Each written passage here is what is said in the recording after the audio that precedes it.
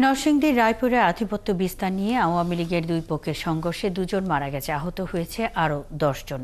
শনিবার সকালে জেলার রায়পুরা উপজেলার মেতিগান্দা এলাকায় এই সংঘর্ষ হয়। পুলিশ জানায়, এলাকার আধিপত্য বিস্তার নিয়ে যুবলীগ নেতা আবিদ হাসান রুবেলের সঙ্গে আরেক যুবলীগ নেতা বাসেত মেম্বরের দীর্ঘদিনের দ্বন্দ্ব ছিল। এরই জেরে শনিবার ভোরে গোলাবারুদ ও দেশীয় অস্ত্র নিয়ে দুই পক্ষ সংঘর্ষে জড়ায়।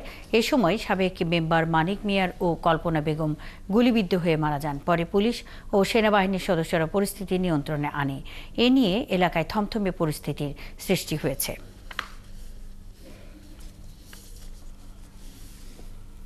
স্থানীয় যে আধিপত্য বিস্তার সেটিকে কেন্দ্র করে তাদের মধ্যে এই গ্রুপিংটা চলে এবং তারই ধারাবাহিকতায় আজকে হঠাৎ করে বাসেত গ্রুপ রুবেল গ্রুপের উপর আক্রমণ করে এবং সেখানে বেশ কিছু গুলিবিদ্ধ ব্যক্তিও আমরা পেয়েছি এবং দুইজন মারা গেছেন।